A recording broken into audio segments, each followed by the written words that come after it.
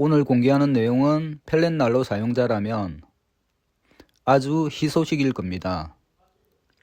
어디에서도 들어보지 못한 안전한 펠렛난로를 사용하기 위한 내용을 담았습니다.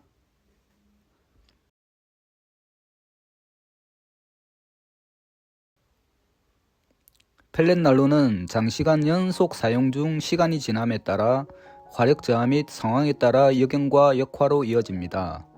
그런 현상의 근본 원인은 목재를 고화력으로 태울 때 재의 용융에 의한 클링크 발생으로 차츰 연소실이 막혀 일어나는 현상입니다. 그래서 펠렛을 구성하는 목재의 주요 성분과 제조 특성에 따라 클링크의 발생 시간 및 생성되는 특징들이 조금씩 다른 형태로 나타납니다. 오늘은 그런 클링크의 발생을 근본적으로 막을 수 있는 방법을 제시하면서 펠렛난로를 더욱 안전하게 사용할 수 있도록 도와드릴까 합니다. 모든 펠렛난로 사용자라면 이 영상이 얼마나 필요했던 영상인지 이 영상을 본 게 행운이라고 생각하실 겁니다. 이전 영상에서 언급했던 클링크 저감을 위한 클링크 저감제로 사용하는 물질을 이용하여 실제 테스트하여 효과가 얼마나 있는지 검증해 보았습니다.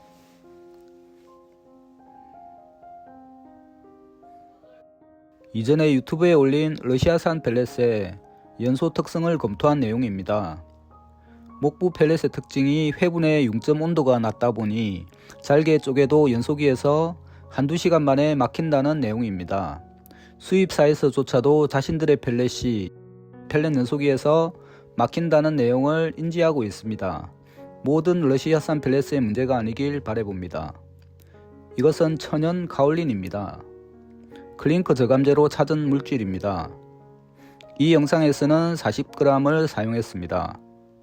많은 양을 투입하면 효과는 더 확실하지만 분말의 날림 등 사용상의 불편함을 고려한 최정량은 20kg 펠렛 한 포에 20g이 적당한 것 같습니다. 펠렛에 골고루 흩뿌려 줍니다. 포대를 흔들어가며 가능한 모든 펠렛에 분말이 묻을 수 있도록 잘 섞어주는 게 중요합니다. 펠렛 표면에 잘흡착되었습니다. 포대의 상호는 다르지만 이전에 테스트한 펠렛과 똑같은 제품입니다. 목부 펠렛이고 길이가 4-50mm로 긴 게 이 제품의 특징이죠. 연소 중 저감제 함유에 따른 연소 특성에는 영향을 주지 않습니다.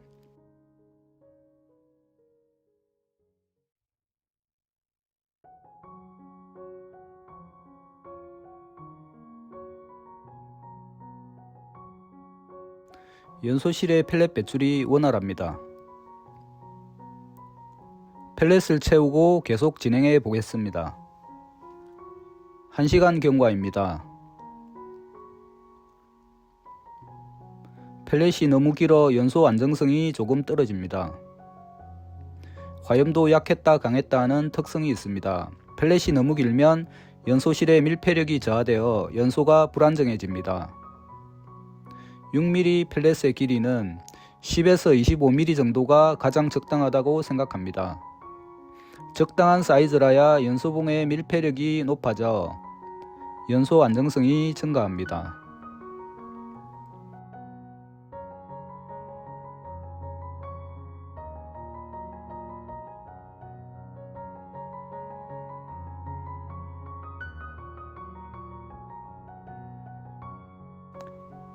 펠렛의 배출은 안정적입니다.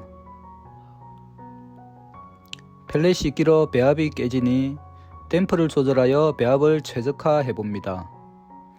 너무 긴 펠렛들은 연소실 배합이 깨지기에 배합이 너무 강해도 고화력 유지가 어렵습니다. 특히 V2 사용자라면 긴 펠렛일 때는 더욱 신경 써야 합니다. 2시간 경과 시점입니다. 클링크 저감제를 투입하지 않았다면 이미 배출부의 대부분이 막혔을 시간입니다. 원활한 펠렛 배출로 연소실이 고화력 상황에도 클링커 생성 없이 안정적으로 연소되고 있습니다. 3시간 경과 시점입니다.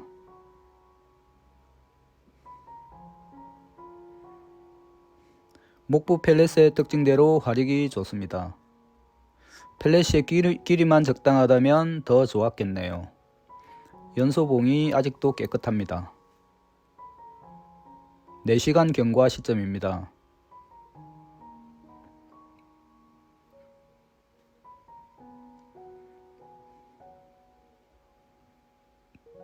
펠렛 배출부의 연소봉이 여전히 깨끗합니다.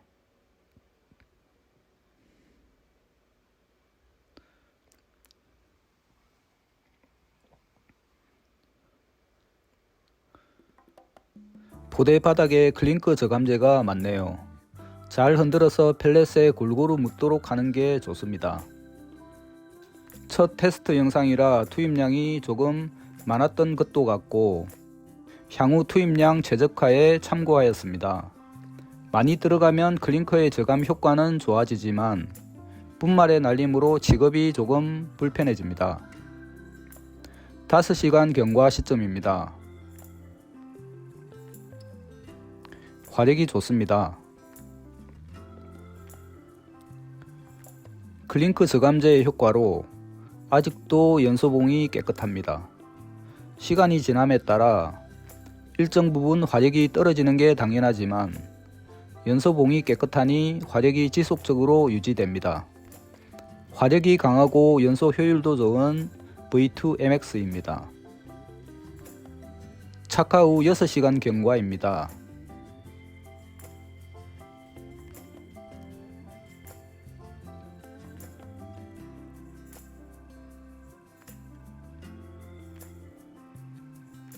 여섯 시간째 이상 없이 펠렛이 배출됩니다.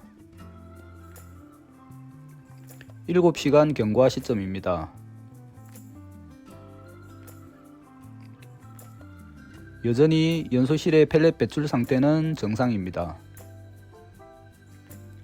오븐의 온도도 360도 정도로 일정하게 유지됩니다.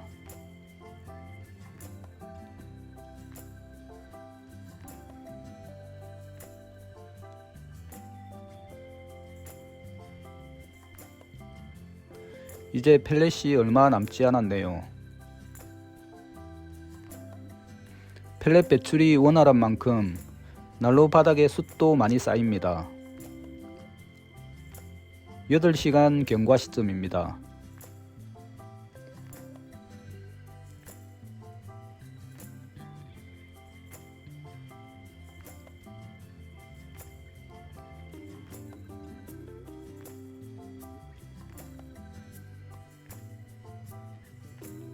화력이 정말 좋죠.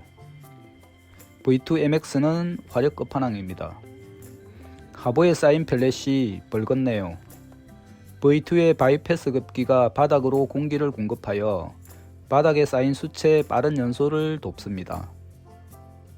착화 후 8시간 20분 경과 시점입니다.